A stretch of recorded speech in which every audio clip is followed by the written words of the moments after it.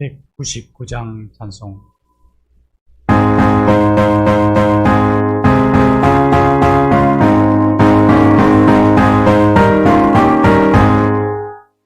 나의 사랑은 제 기억되어졌으나 어머니의 무릎 위에 앉아서 재미있게 듣던 말 그때 일을 지금도 내가 잊지 않고 기억합니다.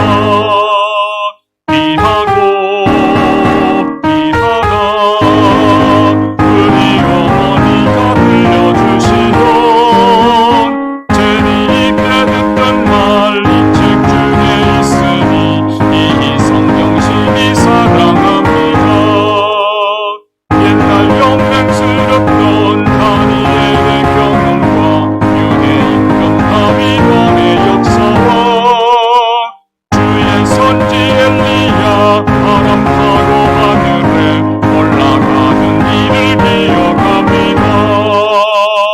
비하고 비하다 우리 어머니가 들려주시던 재미있게 듣던 말 이 책 중에 있으니 이 성경심이 사랑합니다. 예수 세상 계실 때 많은 고난 당하고 십자가에 달려 죽임 당하니 어머니가 읽으며 눈물 많이 흘린 거 지금까지 내가 기억합니다. 비하고 비하다 우리 어머니가 들려주시던 재미있게 듣던 말 이 책 중에 있으니 이 성경님이 사랑합니다. 그때 일은 지나고 나의 눈에 환하고 어머니의 말씀 기억하면서 나도 시시때때로 성경 말씀 읽으며 주의 뜻을 따라 살려 합니다.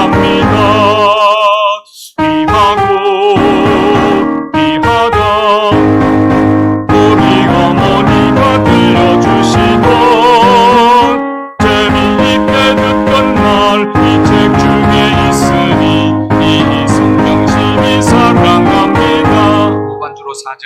그때 일은 지나고 난 눈에 환하오 어머니의 말씀 기억하면서 나도 시시때때로 성경 말씀 읽으며 주의 뜻을 따라 살려 합니다. 비하고 비하다 우리 어머니가 들려주시던 재미있게 듣던 말 이 책 중에 있으니 이 성경심이 사랑합니다. 200장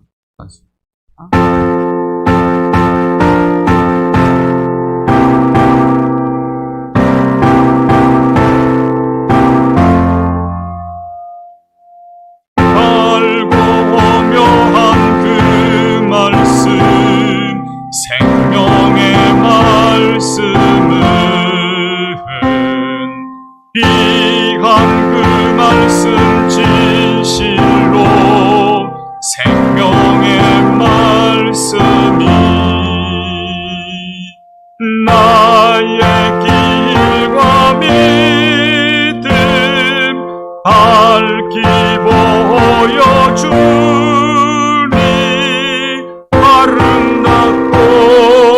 귀한 말씀 생명샘이로다.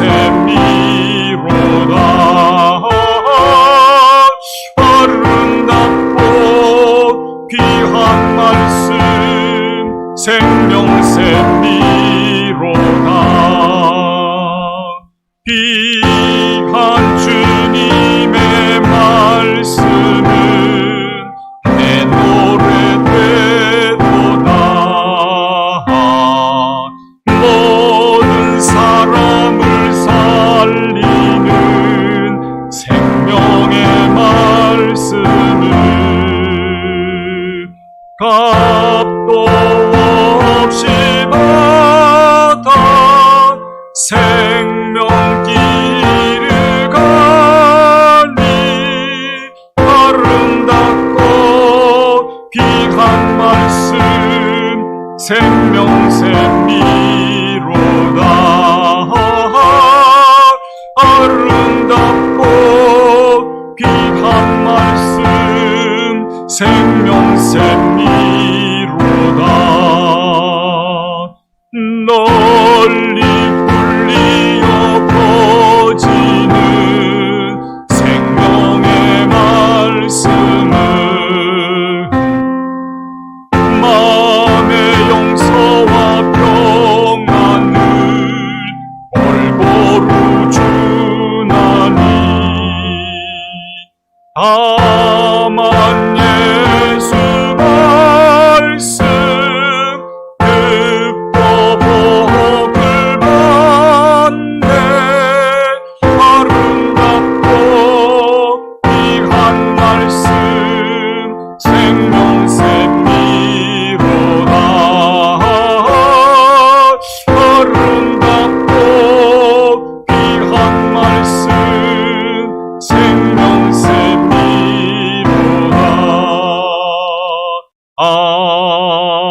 아멘. 354장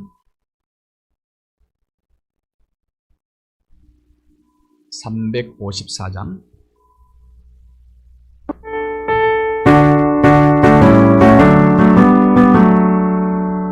주를 강모하는 자 올라가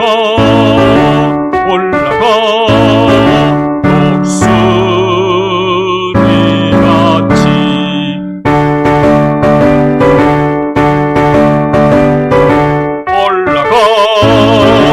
올라가 독수리같이 주와 모하는 자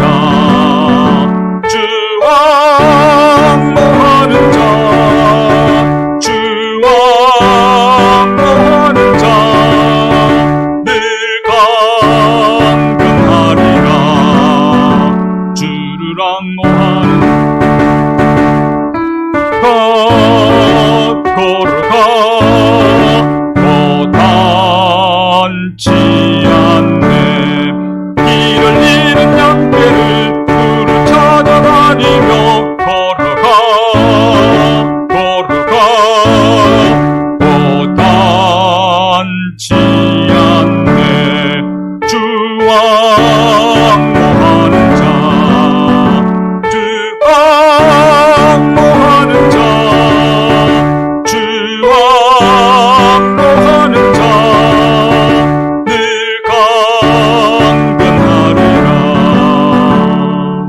주를 악모하는 자 달려가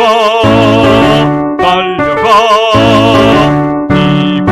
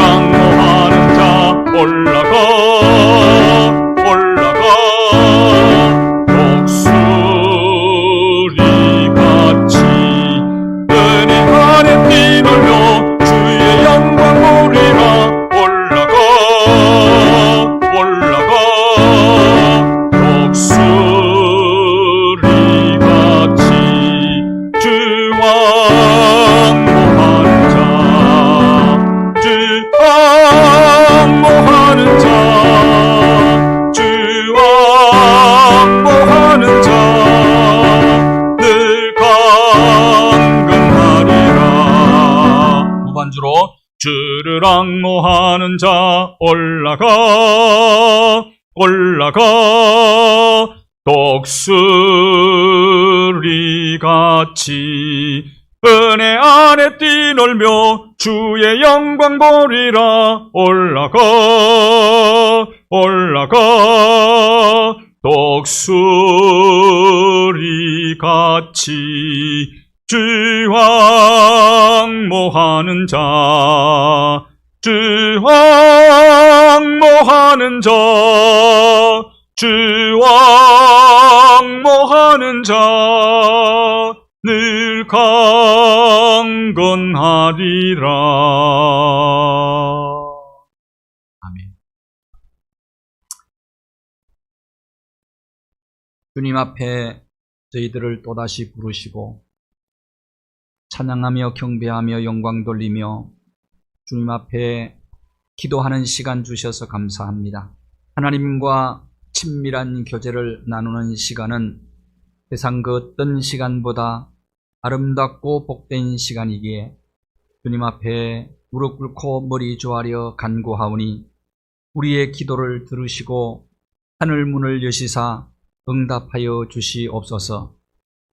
나를 부르면 내가 여기 있다고 응답하시겠다고 약속하신 하나님, 응답의 체험을 하면서 우리의 믿음이 날마다 성장하게 도와주시고, 하나님 오직 세상 그 어떤 것도 의존할 대상이 되지 못함을 알기에 하나님만 의지하고 주님만 앙모하오니 주님 우리에게 새 힘을 더하여 주시고 능력 덧입혀 주셔서 독수리가 날개치며 올라감같이 문제의 고지도 점령하게 도와주시고 장벽도 무너지게 하시고 우리 안에 하나님을 의지하는 믿음으로 나아가는 주의 자녀들의 발걸음 걸음마다 우리 앞에 갈 길을 가로막는 여리고 성벽 같은 장벽도 무너지게 하여 주시옵소서. 우리의 인간의 힘으로는 도저히 감당하기 어려운 수많은 사건들에 직면하게 될 때에 주님이여 그때마다 우리의 믿음이 약하여 흔들릴 때도 있고 좌절할 때 낭망할 때 있었습니다. 그러나 포기하지 않고 우리를 붙잡아 인도하시는 하나님 때문에 하나님으로 말미암아 오늘 여기까지 저희들이 오게 된 것 은혜인 줄 알고 감사를 드립니다. 앞으로 남은 생애 동안 늘 우리와 함께 동행하시는 임마누엘의 하나님과 함께 걸어가게 도와주시고 하나님 신뢰하면서 여호와 이레 우리를 위해서 모든 것 예비하시는 그 하나님 바라보면서 시선을 주님께 고정시키고 믿음으로 모든 일에 승리하게 도와주시옵소서. 코로나로 인해서 우리 모두가 마음이 어둡고 또 우울해지고 있습니다. 하나님, 이런 때일수록 더욱더 빛 대신 하나님을 바라보고 사랑이신 주님 품에 안겨서 어떤 환경 여건 가운데서도 어려운 이 코로나19의 터널을 통과하는 동안에도 기쁨을 잃지 않고 평화를 상실하지 않고 나아가는 우리 모두가 되게 하여 주시옵소서. 코로나19 백신 속히 확보되도록 도와주시고 하나님, 백성들이 극도로 불안한 가운데 있습니다. 하나님, 마음의 평안도 주시고 하나님께서 이 나라의 국정을 맡아 운영하고 있는 대통령 이하 모든 강요들 그리고 각 부서의 책임 담당자들 지혜와 분별력을 허락하여 주셔서 어려운 난국을 잘 돌파해 나갈 수 있도록 힘과 지혜와 능력 덧입혀 주시옵소서. 자비하신 하나님, 그리하여 이제 코로나19 백신을 속히 이제 접종함으로 말미암아 집단 면역도 이루어질 수 있도록 주님께서 모든 일을 주장하여 주시고 다스려 주시옵소서. 하나님 아버지, 어려움에 직면해 있는 우리 형제 자매들을 기억하여 주옵시고 특별히 사회적 약자, 가난한 사람들, 병든 사람들, 그리고 소외된 이웃들, 상처받은 심령들, 도무지 삶의 무게가 힘겨워 견디지 못해서 쓰러지는 수많은 영혼들을 기억하여 주시고 감당할 수 있는 힘을 더하여 주셔서 극복해 나가게 하옵소서. 오늘도 하나님의 귀한 말씀 앞에 저희들 겸손히 무릎을 꿇고 세미한 주의 음성 듣기를 원하오니 우리의 귀를 열어 주의 말씀이 확성기처럼 들려지게 도와주시고 하나님의 말씀을 통해서 새 힘 공급받고 삶의 수많은 문제들을 해결할 수 있는 열쇠를 발견하는 귀한 시간, 복된 시간 되게 하시고 말씀을 통해서 우리가 나아갈 길을 발견하고 우리에게 주신 귀한 사명이 무엇인가를 자각하여 사명에 충실한 삶을 살아가는 우리의 생애가 되게 하여 주시옵소서. 예수 그리스도의 이름으로 기도하옵나이다. 아멘. 하나님 말씀 베드로 전서 2장 9절과 10절 말씀입니다. 베드로 전서 2장 9절과 10절. 9절을 함께 말씀을 봉독하겠습니다. 베드로 전서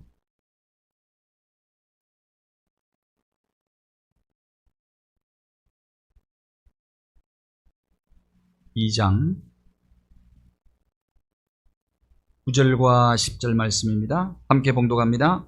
그러나 너희는 택하신 족속이요 왕같은 제사장들이요 거룩한 나라요 그의 소유된 백성이니 이는 너희를 어두운 데서 불러내어 그의 기이한 빛에 들어가게 하신 이의 아름다운 덕을 선포하게 하려 하심이라.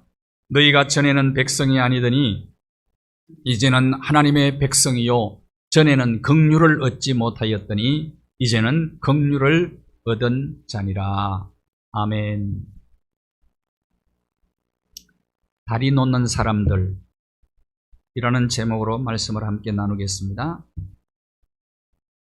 덴마크의 동화 작가 안데르센의 동화에 미운 오리 새끼, 우리가 익히 알고 있는 그런 이야기.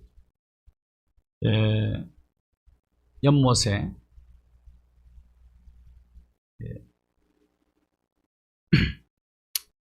오리 새끼 한 마리가 등장을 하죠. 유난히 크고 볼품없는 모습이었습니다. 근데 왕따를 당해요.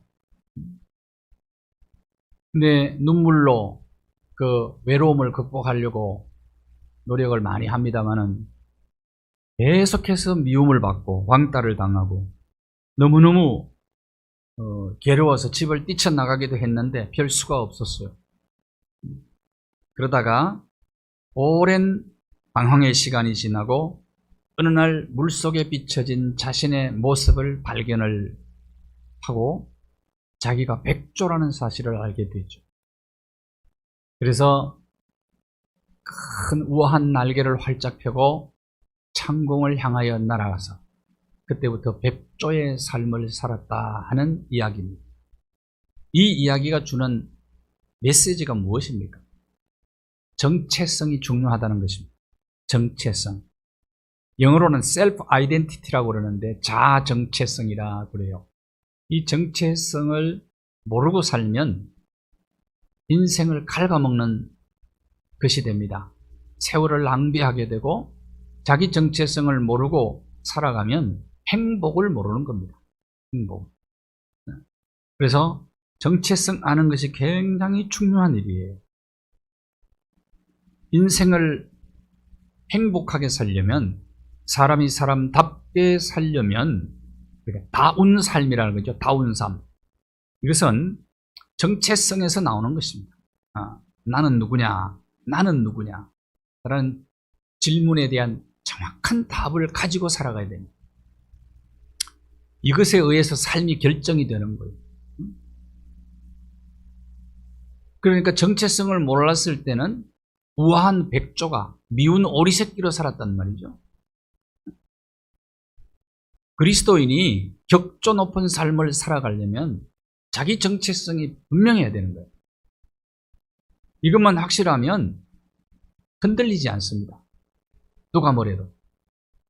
그래서 흔들리고 넘어지는 이유 중에 하나는 정체성에 대한 확신이 없기 때문에 그래요. 그러니까 분명하지가 않아요. 내가 누구인가라는 확고한 믿음이 우리에게 중요하다 그 말입니다. 성경은 어떻게 대답하고 있는가 하는 것입니다. 성경은 내가 누구인가에 대해서 어떤 답을 주고 있습니다. 나는 누구인가는 신분에 대한 얘기거든요. 존재와 신분에 대한 얘기입니다. 사람은 신분이 주어지면 그 신분에 맞는 특권이 있고 의무가 있어요. 대한민국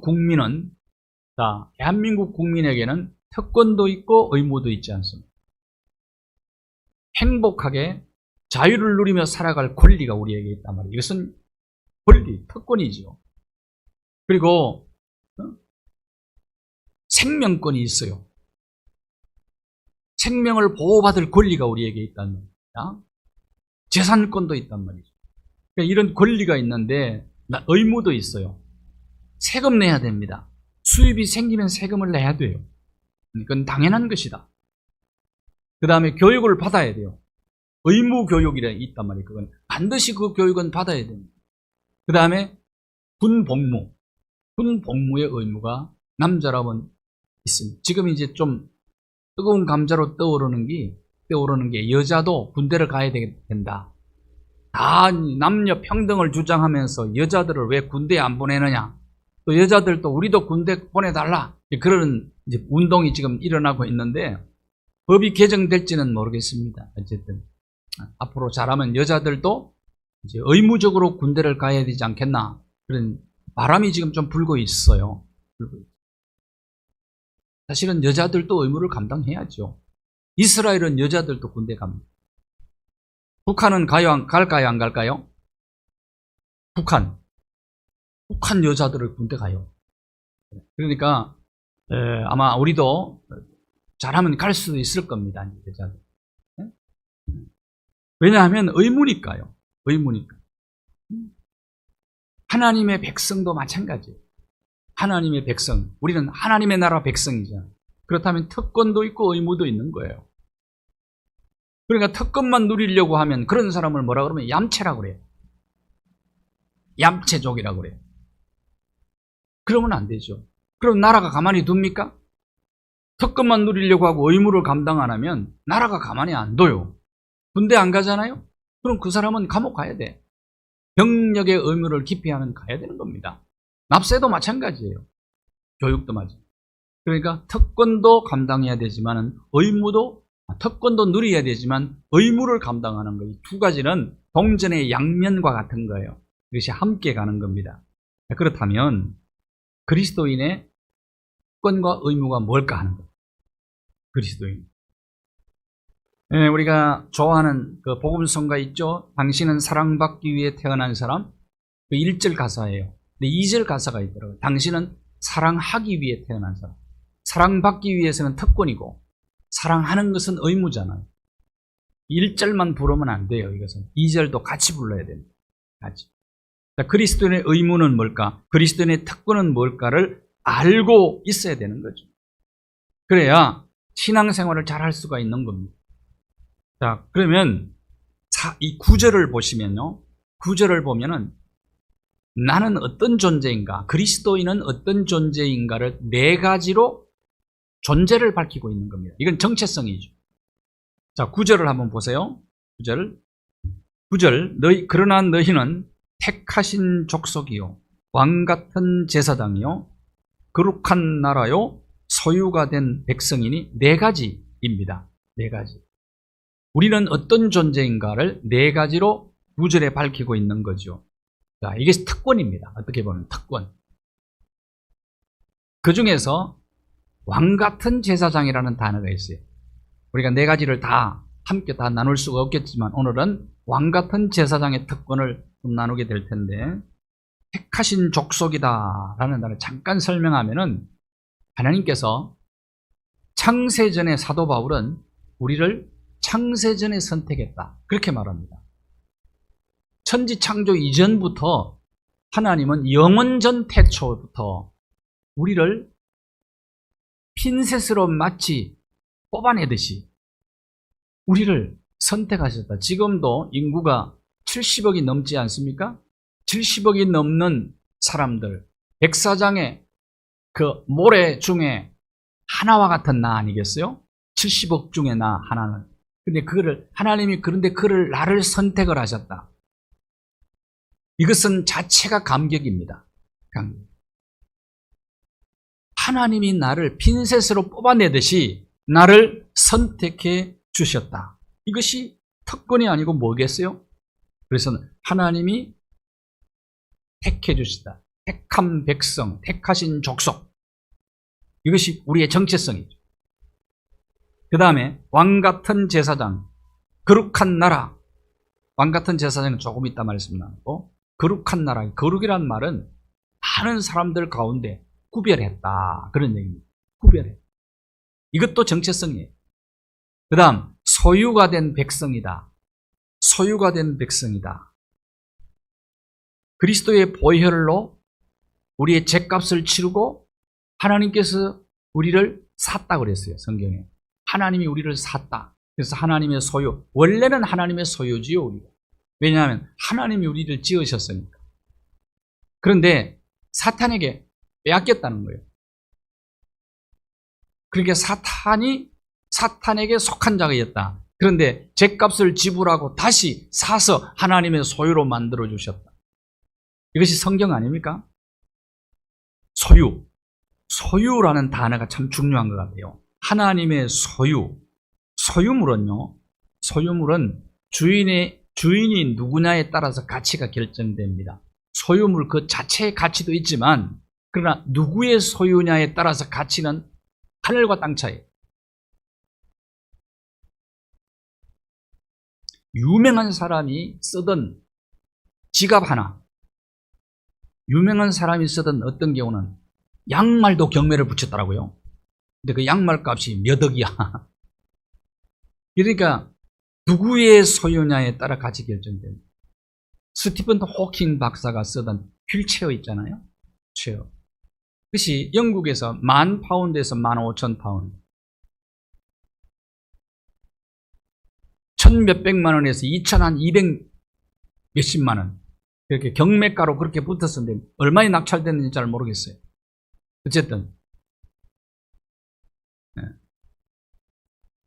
누구의 소유냐에 따라서 창조주 하나님의 소유가 되었다. 여러분 값을 매길 수 있겠습니까? 프라이스레스예요. 값을 매길 수가 없어요. 이것이 우리의 정체성이라는. 이사야 43장 1절에서 2절 말씀을 보시면 나를 창조하신 하나님께서 나를 핀셋으로 뽑아내듯이 지명하여 나를 불러주셨다. 너는 내 것이다 라고 얘기를 합니다. 너는 내 것이다. 하나님이 나를 하나님의 소유라고 선포를 하셨다. 거기에 의해서 우리의 가치가 결정되어지는 거다. 하나님의 소유이기 때문에 하나님은 그 소유를, 당신의 소유물을 너무나 아끼시는 거죠. 물 가운데로 건너갈 때 함께 하심으로 강물이 너를 침몰하지 않게 할 것이다. 불꽃이 너를 사르지 않게 할 것이다. 출애굽할 때 홍해를 건널 때 홍해 물이 침몰하지 않도록 하나님이 보호해 주신 거죠.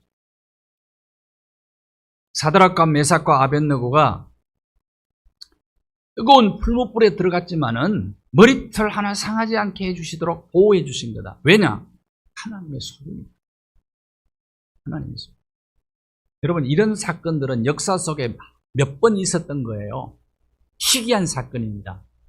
일상처럼 늘 하나님이 이렇게까지 보호해 주실까요? 그렇지는 않아요. 여기서 우리가 알는 것은 하나님께서 하나의 샘플로 보여주신 것입니다. 하나님의 소유를 이렇게 아끼시고 보호하신다는 얘기. 하나님의 소유. 신명기 32장 10절에 보시면 여호와께서 그를 항무지에서 짐승이 울부짖는 광야에서 만나시고 보위하시고 보호하시고 앞에서 뒤에서 옆에서 하나님이 인도하시고 보호하시고 어떻게 지켜주셨다고요? 하나님의 자기 눈동자 같이 아낀다. 여러분 자신의 눈동자를 얼마나 아끼는지 아십니까? 여러분 얼마나 아끼십니까? 눈동자. 자기 눈동자를 얼마나 아끼냐고요. 그 눈동자 같이 우리를 하나님이 아끼신다. 이게 바로 우리가 하나님의 소유된 백성이기 때문에 그런 것입니다. 스가랴 2장 8절 말씀에 보면은 하나님의 소유인 우리를 누군가가 범하면요, 누군가가 해치면 하나님의 눈동자 해치는 것과 같다고 그랬어요. 하나님이 바벨론을 들어서 바벨론을 매로 들어서 쓰셨죠. 무참하게 뒷밟았어요. 너무 심했어요, 바벨론이. 그렇죠? 예루살렘 성 다 끊어뜨리고 성전 불태우고 다 가져가고 그 다음에 거기 있는 사람들 잡아가고 굶어 죽게 만들고 너무 배가 고파서 자식을 서로 잡아먹게 너무 했어요. 느부갓네살. 하나님께서 그것은 하나님의 눈동자를 범한 것이다. 하나님의 도구로 느부갓네살이 쓰임받은 건 사실입니다. 그런데 살살 해야지. 그렇잖아요? 하나님의 눈동자라는 걸 몰랐던 거예요. 하나님은 자기 소유를 이렇게 아끼시는 분이라는 걸 알아야 됩니다. 말라기 3장 17절 보십시오. 우리를 특별한 소유라고 얘기했다. 특별한 소유다, 우리는. 이게 우리의 정체성이에요. 아들을 아끼는 것처럼 하나님 우리를 아끼시는 거예요. 왕같은 제사장. 왕같은 제사장들이. 원래 이 제사장은 다리를 놓는 사람들이라는 뜻입니다. 오늘 제목이죠? 다리를 놓는 사람들. 제사장은 어떤 일을 하는 사람입니까? 특히 대제사장들은 짐승의 피를 가지고 제물을 하나님 앞에 드리는 사람은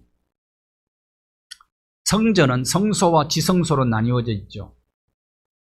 성소 안에서는 제사장들이 일을 했어요. 그 다음에 휘장이 가로막혀 있죠. 성소와 지성소 사이에는 휘장이 이렇게 가로막혀 있고 그 휘장 뒤에는 지성소가 있습니다. 그 지성소는 지극히 거룩한 장소다라는 것입니다. 그곳에서 하나님은 하나님의 백성들과 만난다는 약속을 한 곳입니다. 그 지성소에. 지성소 안에는 법궤가 있었죠.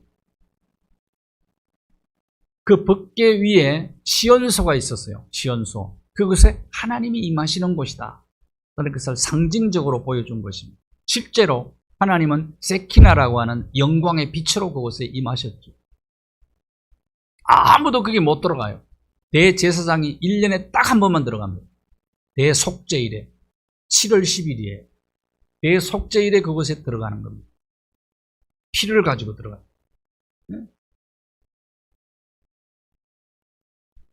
대제사장만 들어갈 수 있는 장소라고 말이죠. 그런데 거기에 두꺼운 휘장이 드리워져 있었던 거죠. 아무나 못 들어가게 만들어요. 거기에 들어가면은 대제사장 외에 들어가면 죽어요. 대제사장도 거기에는 함부로 들어가면 안 돼요. 1년에 딱 한 번만 들어간다니까요. 그러니까 거기에 들어가는 게 얼마나 두렵고 떨렸겠어요. 그런 마음으로 어떻게 보면 조마조마한 마음으로 거기 들어가는 겁니다. 피를 가지고 들어가는데 잘못하면 안 되니까 죽을 수도 있으니까 출애굽기 28장에 보면 대제사장의 옷을 소개합니다. 대제사장의 옷의 끝에는 방울이 달려 있어요. 왜냐하면 가서 제사를 하나님을 만나서 피를 가지고 들어가서 하나님께 제사할 때에 그 피를 가지고 시온소에 부어야 돼요. 이런 일들을 하는 겁니다. 그럴 때 잘못하면 죽어요. 그 법대로 해야 됩니다. 그런데 만약에 딸랑딸랑딸랑 소리가 나면 살아있는 거예요. 그런데 한참 동안 소리가 안 나. 그러면 수상한 거예요. 죽을 수도 있다는 거예요. 대제사장. 그러면 아무도 못 들어가니까 어떻게 해요? 그래서 제사장은 들어갈 때 허리에 끈을 묶어놓고 들어가요. 못 들어가니까 소리 안 나면 끌어내는 겁니다. 그곳이 지성소예요. 자, 그런데 여러분, 예수님께서 십자가에 달려 돌아가실 때 운명하시기 바로 직전에 어떤 일이 벌어집니까? 기적이 나타나죠. 지진이 나고 바위가 터지고 무덤에서 죽은 자가 살아나고 이런 일이 벌어지는데, 그때 또 하나 성전에서는 성소의 휘장이 위로부터 아래로 쫙 갈라졌어요. 두 개로. 그래서 지성소로 나가는 길이 열려버린 거예요. 길이. 그때부터는 길이 열렸기 때문에 대제사장만 1년에 한 번 들어갔는데, 이제는 예수님 외에는 중보자가 필요 없어 하나님 앞에 나아가. 히브리서 10장 19절 20절은 그 얘기를 하고 있는 겁니다. 예수의 피로 성소에 지성소를 얘기합니다. 지성소에 들어갈 담력을 얻게 되었다. 그래서 예수님이 길을 열어놓으셨다. 휘장이 찢어졌다. 휘장이 열렸다. 이 말은 은혜의 보좌, 거룩한 지성소에 나아가서 하나님을 만나는 새로운 살 길이 열렸다.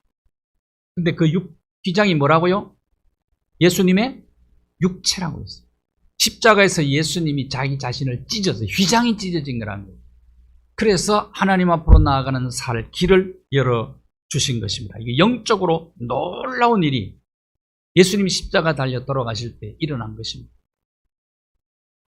이제는 예수 그리스도의 속죄로 인해서 누구든지 하나님을 믿기만 하면, 예수를 믿기만 하면 당당하게 하나님 만나러 나갈 수 있게 되었다 그 말입니다.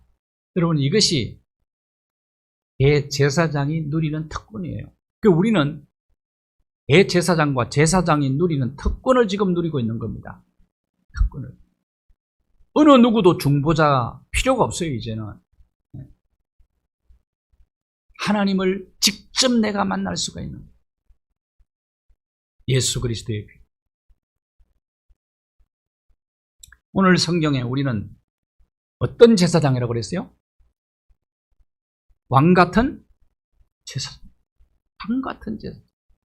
마틴 루터의 종교개혁 이후에 만인 제사장설을 수장을 했습니다.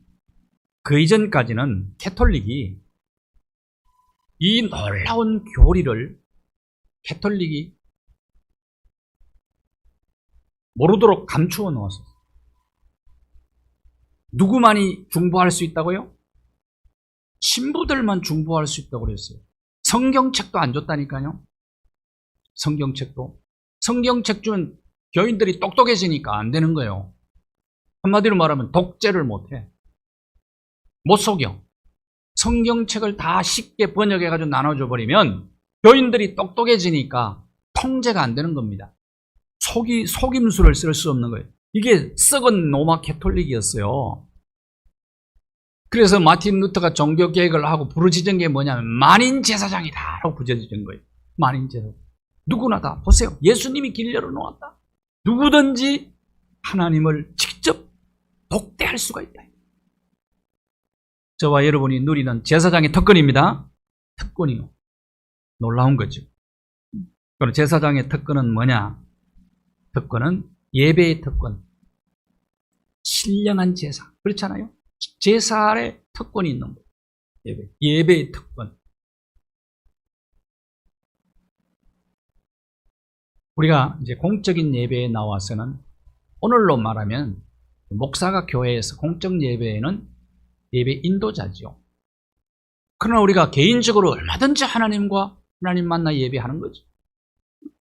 신령한 제사의 특권이 있다. 예배의 특권이 있다. 다시 말하면 제사장만 신령한 제사를 드릴 수 있는 특권이 있었잖아요.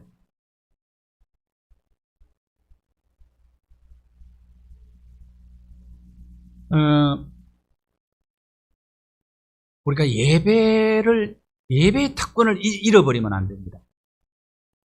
코로나19 시대에 가장 안타까운 것이 이거예요. 예배의 소중함을 잃어버릴까봐. 이것이 가장 염려가 됩니다. 현재 세계 최고가 미술 작품이 모나리자라고 해요. 가치가 40조가 넘다 그러는 거예요. 제가 볼 때는 아무리 생각해도 저게 무슨 저런 가치가 있나. 지금도 의문입니다. 맞습니다. 프랑스 루브르 박물관에 이제 소장하고 있었는데, 그래서 루브르의 심장으로 대접을 받았어요.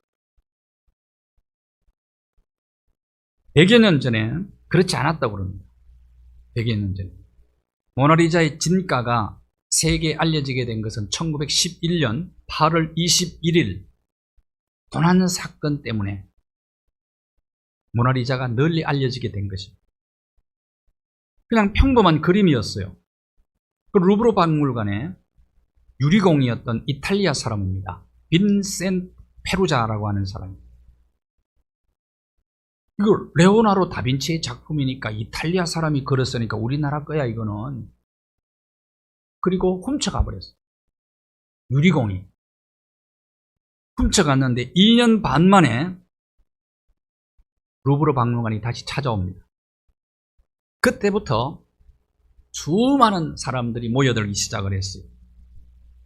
그래서 별도 공간에 보관을 하는 그런 최고의 작품이 된 겁니다. 사람들은 소중한 가치는 잃어버리고 난 이후에 발견을 하고 알게 돼요. 여러분, 우리가 왕 같은 제사장의 특권은 이 가치가 얼마나 높다는 것을 우리가 알아야 돼요. 근데 특별히 왕 같은 제사장이 되어서 하나님 앞에 예배를 드리는 가치가 얼마나, 예배는 원래 가치라는 뜻을 지니고 있습니다. 월십이 나오는데 월십이라는 말이 월스, 가치에서 나왔어요. 원래 가장 가치 있는 것은 인간이 하나님 예배하는 것이다 이 말. 근데 이것은 제사장의 특권이고 오늘 그리스도인의 놀라운 특권이라는 거예요. 그런데 우리가 평범한 일상을 잃어버린 것, 이제 일상이 얼마나 소중한 게 코로나19를 통해서 알게 되었죠. 잃어버리고 난 다음에 예배도 마찬가지. 이제 더 잃어버리면 안 됩니다, 우리가. 그래서 우리가 나와서 교회에 와서 마음껏 예배하고 마음껏 기도하고 찬송하고 교제하고 이런 것들이 얼마나 소중한가를 이제 우리가 지금 일상을 잃어버리고 알게 되었다는 거예요. 이걸 회복하셔야 됩니다. 세계교회가 회복해야 돼요.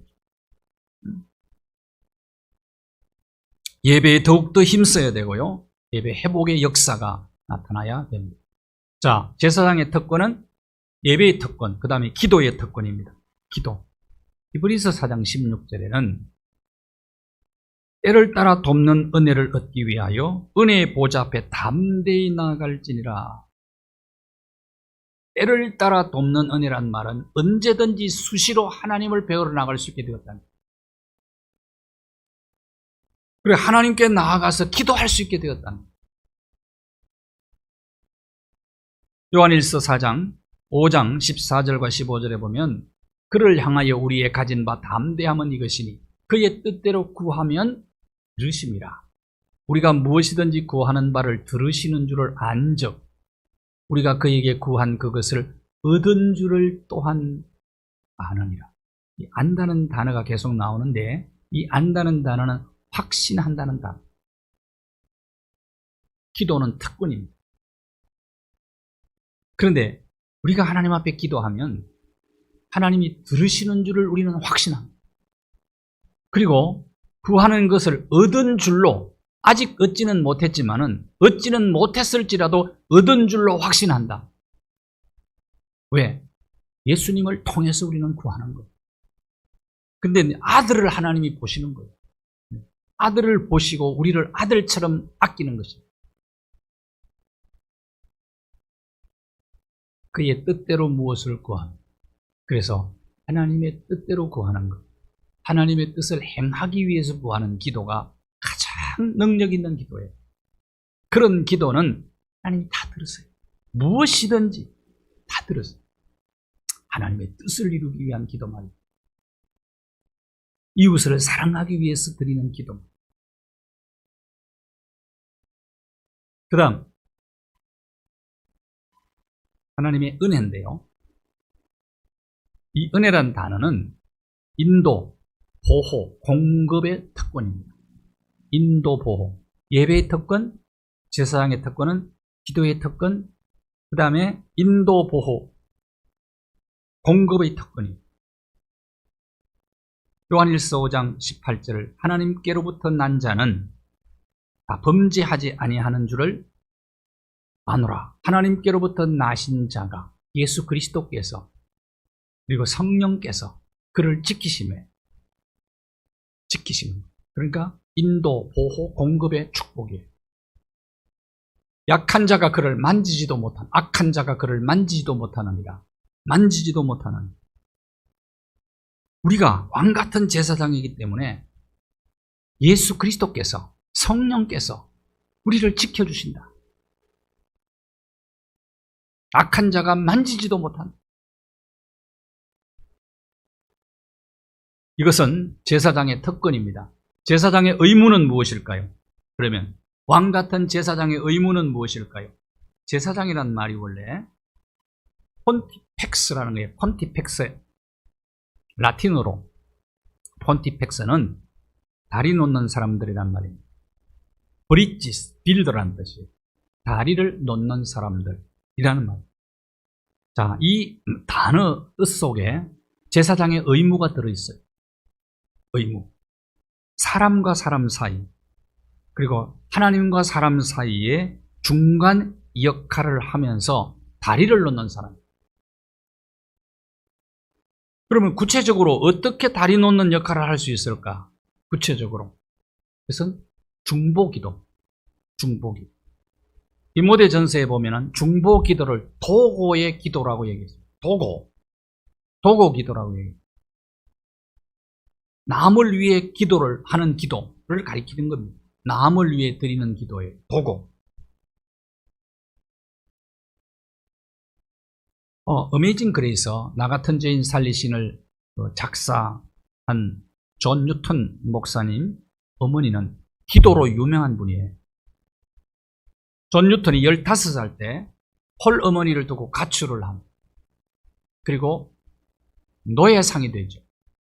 노예상이 되어서 아프리카로 노예를 이제 팔아먹는데 선장이 돼요. 근데 가다가 큰 풍랑을 만나가지고 배가 좌초가 됩니다. 그래서 해변가로 이제 떠내려가서 거기서 하나님의 임재를 경험하게 되죠. 환상을 보고 하나님의 임재를 경험하고 회심을 합니다. 그러고 난 다음에 목사가 되죠.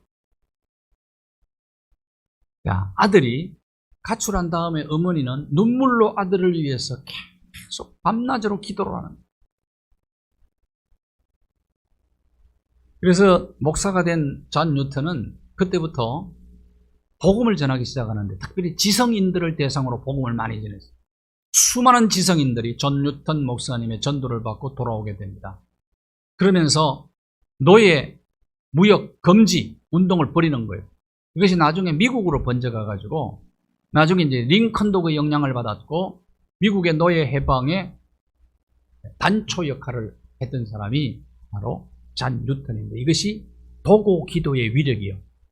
존 뉴턴 목사님의 어머니의 도고 기도의 위력. 이것은 제사장의 의무예요. 도고의 기도의 폭을 점점점 넓혀가야 되는 거예요. 그 다음에 하나만 더 말씀드립니다. 복음 전파의 의무가 있어요.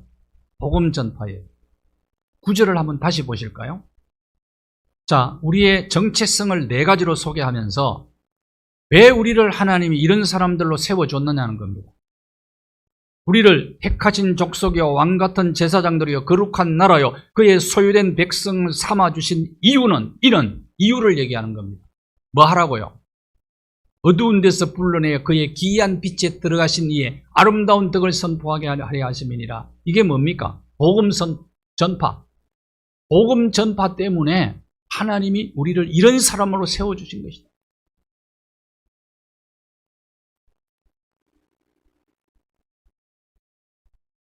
제사장은 하나님 선전 요원이고 예수 그리스도 선전 요원입니다. 자, 하나님 선전요원, 예수 그리스도 선전요원을 뭐라고 얘기했느냐? 예수 그리스도를 대신하는 사신이다. 하나님 나라 대사다 이 말이에요. 하나님 나라 대사다. 이것이 제사장의 의무라는 거예요. 그리스도의 사신이라고 표현했죠. 그리스도를 대신하는 사신. 그러니까 대사, 엠베스터라는 거예요. 영어로는 대사, 우리가 대사다.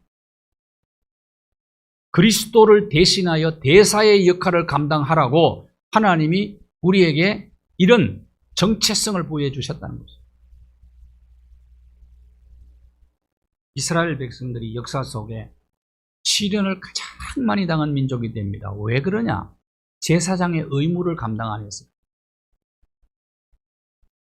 출애굽기 19장 6절을 한번 보실까요? 출애굽기 19장 너희가 내게 대하여 제사장 나라가 되며 시내산에서 하나님과 이스라엘 백성 사이에 언약을 체결하게 됐죠. 그때 하나님은 이스라엘을 제사장 나라로 만들어 주신 것입니다. 어떻게 뭐 하라고 제사장 나라 세워주세요? 이방 나라와 이 이스라엘 나라 사이에서 다리 놓는 역할을 하라고. 하나님과 사람 사이에 다리 놓는 역할을 감당하는 나라가 되라고 하나님이 언약을 체결할 때 제사장 나라 되게 하죠. 근데 이 사명을 가나안 땅에 들어가서 감당을 못했어요. 못하니까 그들이 포로로 끌려갔어요.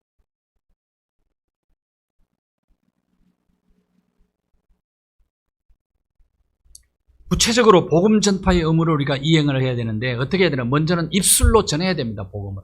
그 다음으로는 사랑을 실천하면서 전해야 돼요.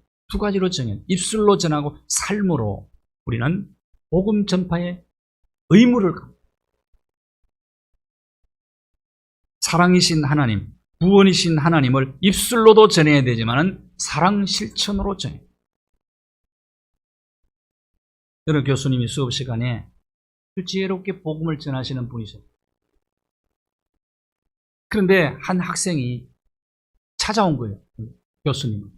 예수님을 믿겠다고 찾아. 프랑스로 유학을 준비하던 학생이었는데 그 학생이 떠날 준비를 하고 있었습니다.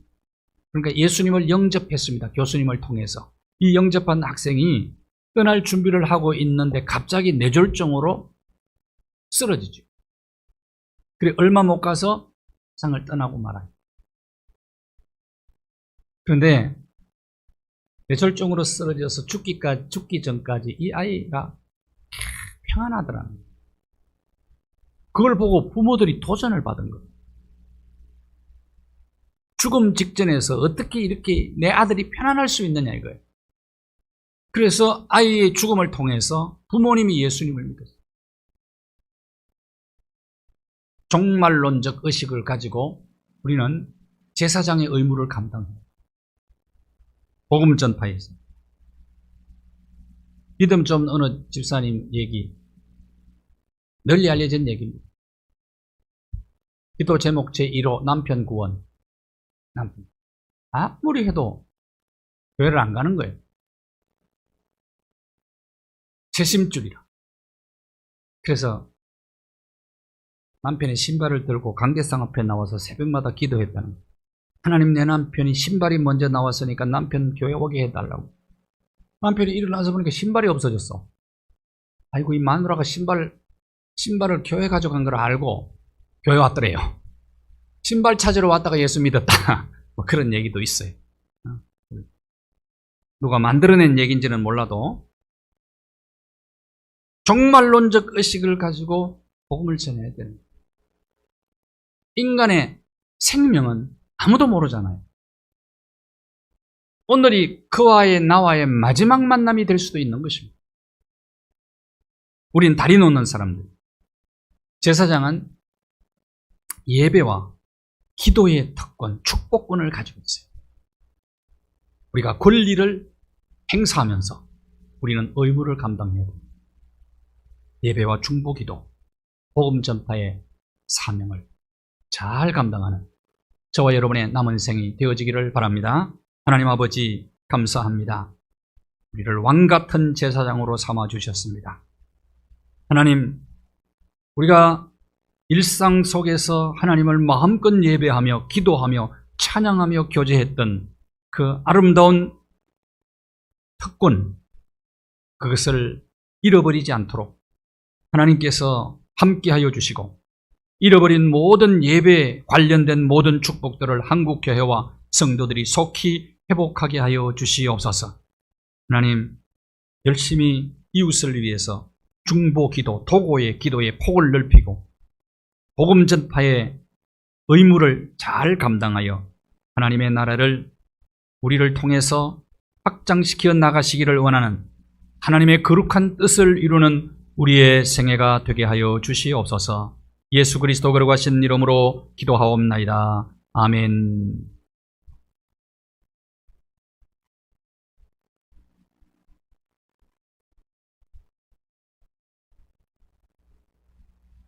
(313장) 찬송하겠습니다.